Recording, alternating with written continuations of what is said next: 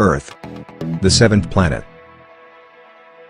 The sacred number 7. 7 days in the week. 7 days of Genesis. 7 tablets of creation. A case could be made for historical coincidence, but not to Zecharia Sitchin. This kind of numerical repetition points to more than just legend. Whichever way you look at it, the facts about this 10th planet, known as Nibiru, are nothing less than astonishing. In ancient Mesopotamia, the secrets of astronomy and other celestial knowledge are kept carefully guarded, studied behind locked doors, by an exclusive society of priest astronomers. Cylinder seals like these are the only surviving record of these carefully guarded secrets. This clay tablet carries the print of a cylinder seal, about 4,500 years old. It depicts the god Enlil, granting the plow to humankind, ushering in the age of modern agriculture. On closer inspection, something completely remarkable can be seen. A detailed depiction of our complete solar system, configured identically to that known to contemporary science today. With the sun prominently figured in the center, each planet appears in its correct position and relative proportions to the other planetary bodies. But, on the outskirts, is one additional planet. A 10th planet not currently located by astronomers of our modern times. Astronomers around the world are on the lookout for this elusive celestial sphere. As a growing body of physical evidence indicates, Planet X does, in fact, exist. Welcome to the WTF Files. The ultimate aim of all science to penetrate the unknown. The greatest mystery is right here, right under our feet. These are the stories that will make you say, WTF.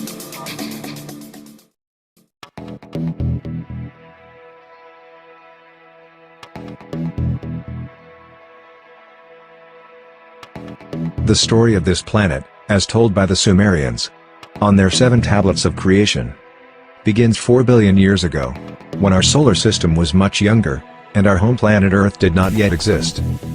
The surviving historical records of the Sumerians reveal the story of an intruder planet, Planet Nibiru, which appeared out of deep space, drawn into the center of our solar system by the planetary pull of Neptune, Uranus, Saturn, and Jupiter, on an opposing orbital path with the 7th planet, a planet referred to in Sumerian records as Tiamat. Nibiru's new orbit around the Sun placed the 2 planets on a collision course. Sumerian cosmogony answers many puzzles that still baffle modern science. Central to it was the tale of a celestial collision.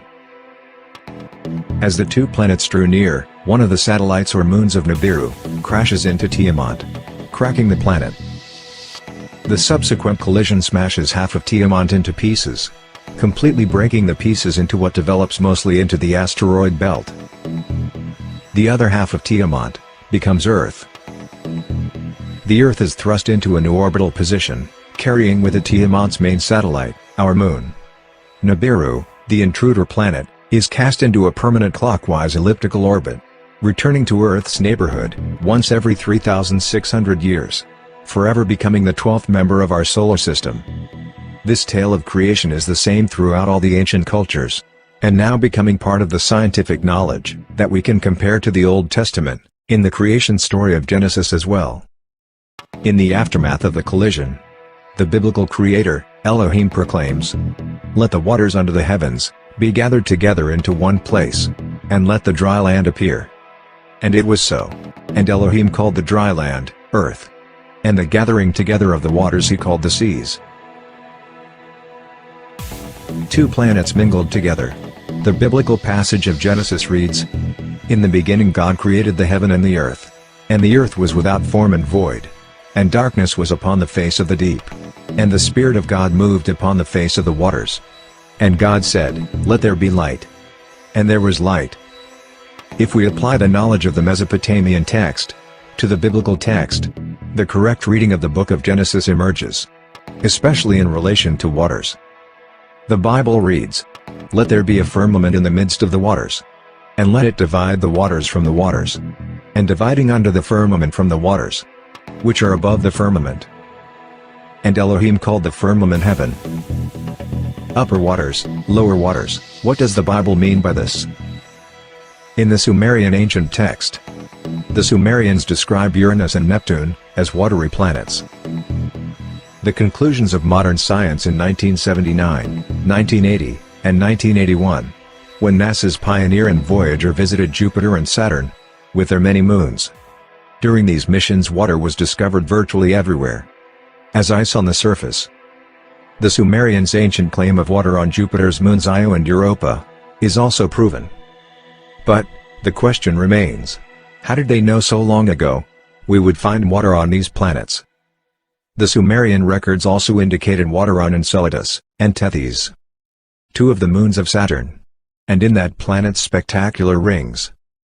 The findings of NASA confirm these ancient Sumerian assertions, giving further credence and clarity to the biblical quote, "Waters above the firmament." Halley's Comet travels through space, and in itself a spectacular confirmation of the biblical claim of waters above the firmament. Nearly 4 billion years old, with a core half the size of Manhattan Island. This mystic traveler throws off water at the rate of 30 to 70 tons a second, with enough mass to continue its purge for thousands of years to come. In the 19th century, when astronomer Schiaparelli announced that he had seen what appeared to be canals on Mars, he was instantly ridiculed. So too was the respected American astronomer Lowell, for making the same claim in 1916. It was not until NASA's unmanned spacecraft visited Mars in the 70s, and again in the 90s, ample evidence of water in that planet's past is revealed. Images from expeditions to Venus and Mars exhibited visual evidence of dry sea, lake, and riverbeds. Again proof of the biblical reference, waters above the firmament. Even Mercury, so close to the Sun, seems to have had a watery past as well. The NASA report reads, "We are forced to no other conclusion, but that we are seeing the effects of water on Mars, Venus, and Mercury as well." NASA also now believes that Mars may have once had enough water to form layers several meters deep over the entire surface of the planet. What was previously believed to be a dry and barren planet unexpectedly emerges as a planet where water once existed in abundance. Mars joins Venus, Mercury, the Earth, and most recently the Earth's moon, in corroborating the Sumerian concept of water below the firmament. Of all the elusive mysteries, the greatest is the riddle of life itself. How did it begin? And from what corner of the universe did the first emanations of existence arise? Was the seed of life carried to Earth from the planet Nibiru, as the ancient Sumerians believed?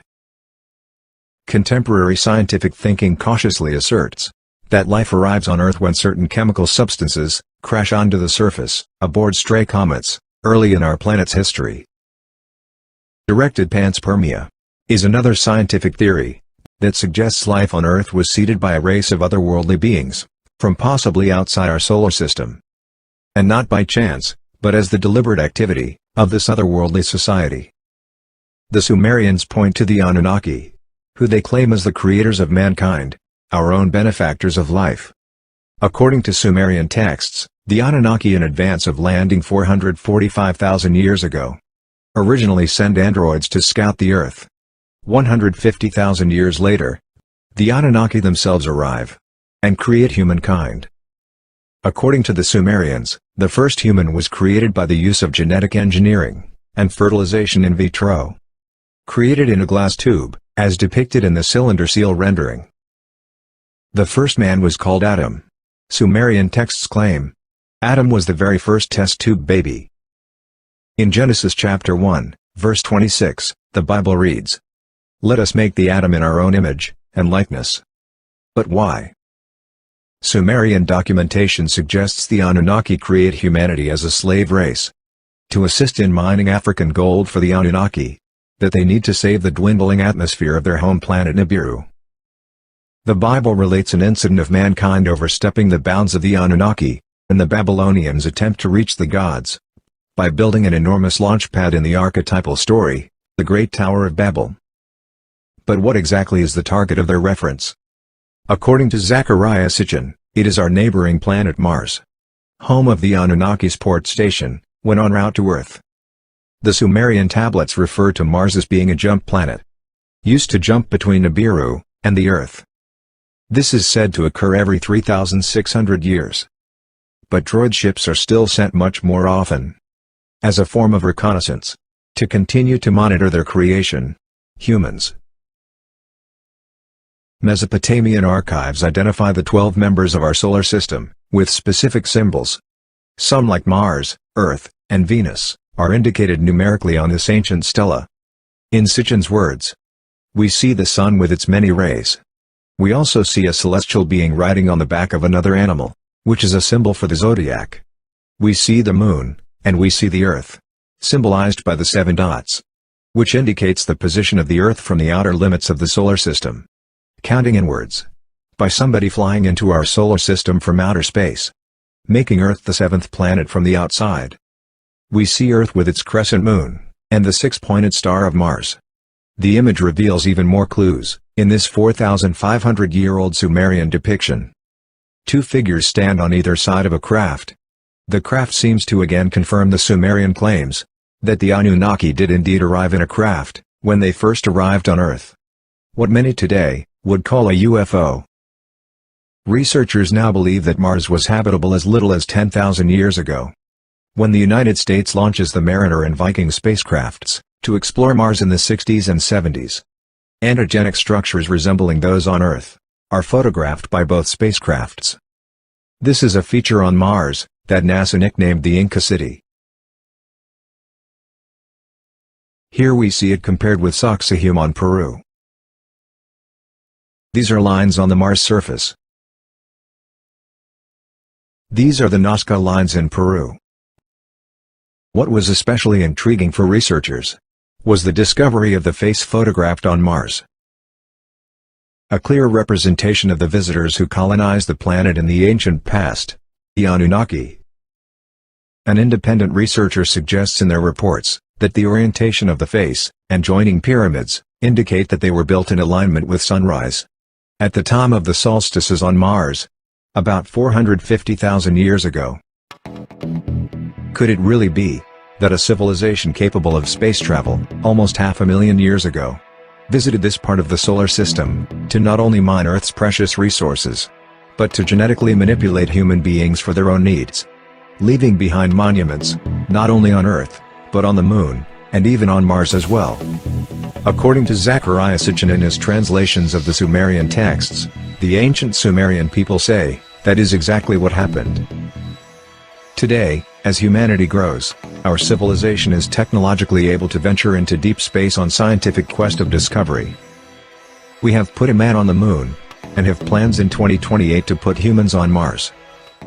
With this in mind, can anyone deny the very real possibility that members from a technologically more advanced world may have visited our solar system thousands of years ago? Thanks to the work of Zecharia Sitchin, and the many others like him, who have studied the Sumerian texts and biblical scriptures, today, we know far more than we ever have about ancient cultures and the life that came before us. Researchers believe we are now facing the 3,600-year mark the Sumerian people referred to. And according to NASA, Planet X may be here already. Not only affecting the outside planets, but now starting to affect the Sun and the Earth as well. Scientists believe the climate change happening worldwide is a direct result of Planet X's magnetic energy, affecting our inner solar system. Photos being taken around the world show that Planet Nibiru is already within view, coming from the southern equator. Captured in the early morning hours, and sometimes captured at sunset. If Nibiru is already here, and being photographed, does this mean the Anunnaki are ready to make their return to this planet as well? To enslave us all over again? What do you have to say about this? Are you ready to kneel before the Anunnaki and be a slave to an alien race? If what the Sumerians say is even halfway true, we all may have a real eye-opening moment coming very soon. Leave us a comment below and let us know what you think. We always want to know what you have to say. Thank you for watching the WTF Files. God bless you all.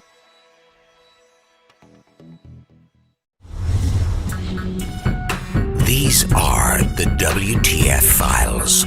Subscribe today, and be sure to like us on Facebook and follow us on Twitter. Thank you for watching the WTF Files.